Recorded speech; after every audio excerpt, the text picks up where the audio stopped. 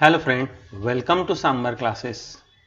Differentiation exercise 1.1 आणि त्यातला problem number 5 आपण सॉल्व करतोय. काय दिले? Assume that f dash of 3 is equal to -1, g dash of 2 is equal to 5, g of 2 is equal to 3 and y is equal to f of g of x. Then find dy by dx. त्या dy by dx ची value आपल्याला काय करायची? Find out करायची. Easy आहे, करू आपण solution. त्या अगोदर y हे जे फंक्शन ते कसं दिलेलं आहे? f of g of x. Okay, f of g of x आणि dy by dx find out करायचं असेल तर याचं काय घ्यावं लागतं आपल्याला? Differentiation. So differentiation with respect to x. तर y चा हा झाला dy by dx is equal to, याचा डेरिव्हेटिव्ह घेतला d by dx of f of g of x आणि g ऑफ x हे फंक्शन असल्यामुळे परत त्याचा derivative d by dx of g of x. Okay, therefore dy by dx is equal to f, त्याचा derivative घेतला तो होतो f dash of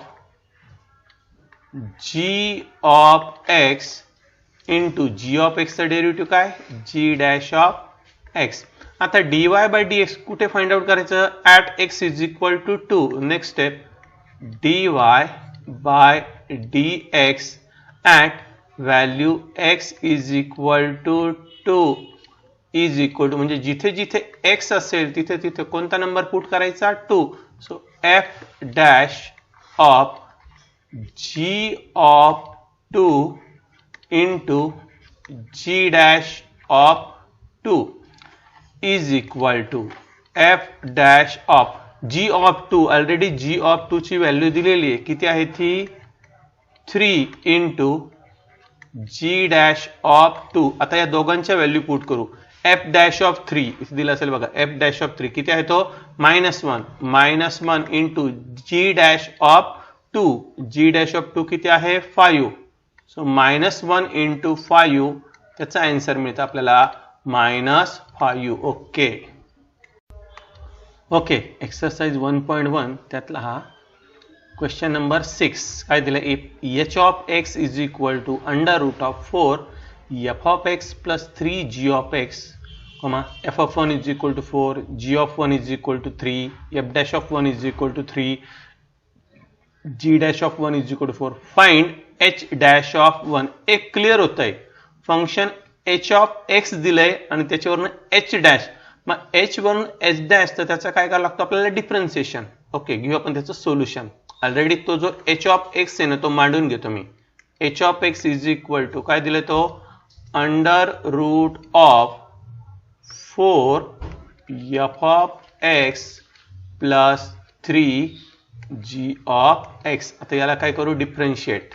so differentiating with respect to x हा झाला h dash of x is equal to d by dx of root of 4 f of x plus 3 g of x. Okay, आता इथे बघतो आपण एक फॉर्म्युला आहे. कोणता?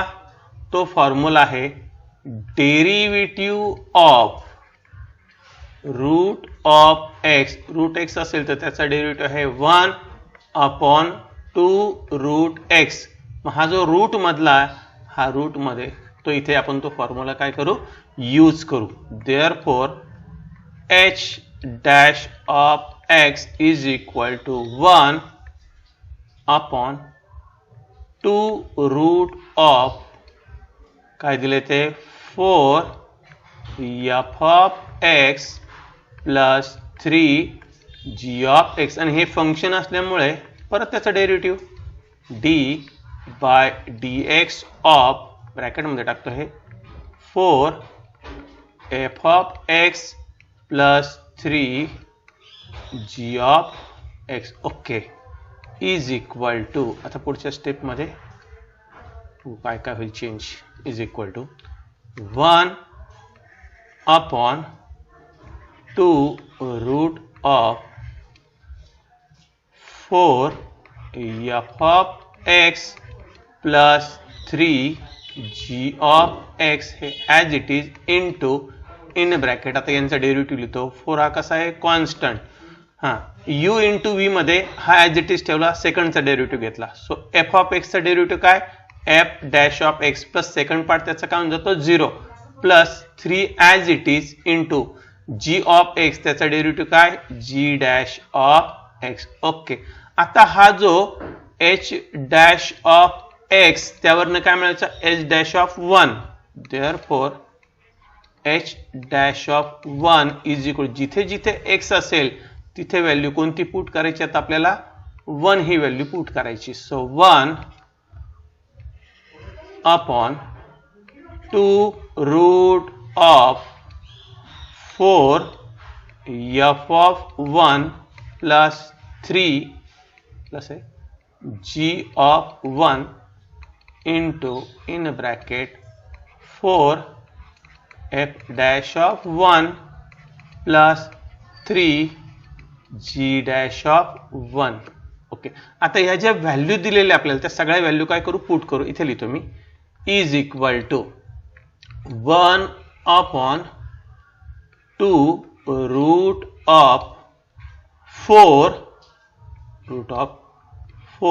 Into f of 1 ची व्हॅल्यू किती आहे 4 into 4 into 4 plus 3 into g of 1 हे बघा जी ऑफ 1 तो किती आहे 3 इंटू या ब्रॅकेटमध्ये परत 4 इंटू एफ डॅश ऑफ 1 किती आहे तो 3 4 इंटू 3 प्लस 3 इंटू हा जी डॅश ऑफ 1 ची व्हॅल्यू किती आहे 4 हे सॉल्व करू is equal to 1 upon 2 in a bracket 4 into 4 16 plus 3 into 3 9 16 plus 9 किती झाला तो 25 into in a bracket 4 into 3 12 plus 3 into 4 12 12 plus 12 24 या 24 ला या 2 ने काय केलं डिवाइड केलं हे किती आलं 12 is equal to 12 divide by under root of 25 याचा स्क्वेअर रूट घेतलं किती आलं ते 5 हा मिळाला आपल्याला h डॅश ऑफ 1 तेच विचारलं होतं आपल्याला find the value of h dash of 1 okay question number 7 find the coordinates of all the points on the curve y is equal to sin 2x minus 2 sin x ही curve दिलेली त्या कर्वचं equation काय दिलंय y is equal to sin 2x minus 2 sin x 0 less than equal to x less than equal to 2 pi or x lies between 0 to 2 pi where dy by dx is equal to 0 बघूया आता आपण त्याचं solution okay पहिले दिलेलं आपल्याला y काय दिलं तर y is equal to sin 2x minus 2 sin x आता y चं आपण डिफरन्शिएशन केलं तर काय मिळणार आपल्याला we get dy by dx is equal to d by dx of given equation of curve is equal to या स्टेप मध्ये sin 2x त्या sin 2x चा डेरिव्हेटिव्ह काय आहे cos 2x आणि 2x हे फंक्शन असल्यामुळे परत त्याचा काय घेतला derivative minus 2 as it is आणि sin x चा डेरिव्हेटिव्ह काय cos x आता या स्टेप कडे चाललोत आपण बघू या स्टेप मध्ये काय दिलेलं आहे हा 2x चा डेरिव्हेटिव्ह घेतला तो काय तो 2 फक्त तो मल्टिप्लाय करताना स्टार्टिंगला लिहिला 2 cos 2x minus 2 cos x ही कंप्लीट झाली स्टेप आता नेक्स्ट स्टेप मध्ये 2 cos 2x हा लिहिताना कसा लिहिला 2 cos square x मायनस 1 हे लक्षात ठेवा बाजूला लिहितो वाटल्यास मी cos 2x is equal to किती असतो तो 2 cos square x मायनस 1 हा फॉर्म्युला इथे यूज केला मायनस 2 cos x आता दोघांमध्ये या 2 ने याला काय केलं मल्टिप्लाय केलं. So 2 into 2 4 cos square x minus 2 into 1 minus 2 cos x आणि -2 हा जो होता ना तो लिहिताना फक्त लास्टला लिहिला था. परत एकदा बघा ही अरेंजमेंट परत सांगतो. 2 into 2 4 cos square x हा जो -2 cos x तो मिडलला लिहिला आणि 2 ने ज्यावेळेस -1 ला मल्टिप्लाय केलं तर आलेला -2 हा लास्टला घेतला. आता या स्टेप मध्ये काय कॉमन काढू शकतो आपण 2 हा कॉमन काढू शकतो. 2 जर कॉमन काढला in bracket 2 cos square x minus 2 common निघाला cos x minus 1. आता हा पॉलिनॉमियल आणि या पॉलिनॉमियलचे जे फॅक्टर आहे ते कोणते आहे 2 cos x plus 1 आणि cos x minus 1 हे या पॉलिनॉमियलचे काय असतील ते फॅक्टर.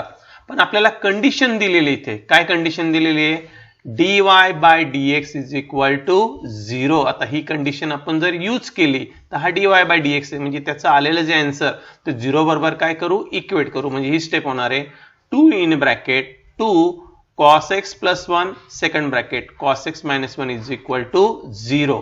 हा 2 या बाजूला डिवाइड झाला तर ऑटोमॅटिक तो काय होऊन जाईल 0 होऊन जाईल. So 2 cos x plus 1 that is first bracket is equal to 0 or the value of second bracket is equal to 0. Factor करताना या पद्धतीने ब्रॅकेट आपण सॉल्व्ह करतो. आता हा जो +1 होता हा या साइडला आला तर काय होणार आहे -1 आणि हा मल्टिप्लाय असलेला 2 काय झाला divide. therefore cos x is either the value of cos x is equal to -1 or हा -1 इकडे गेला तर काय होणार आहे प्लस होणार आहे और cos x is equal to 1. दोन आन्सर आले cos x is equal to -1 और cos x is equal to 1. तुम्हाला माहिती आहे cos 0 is equal to 1 म्हणजे x ची जी व्हॅल्यू आहे x ची व्हॅल्यू ती किती आली 0. सिमिलरली जर बाकीचे तुम्ही व्हॅल्यू बघितल्या cos 2π/3 cos 4π/3 तर ह्या कशा व्हॅरी होता बिटवीन 1 and -1/2. हे आहे त्याचं फायनल आन्सर. ओके.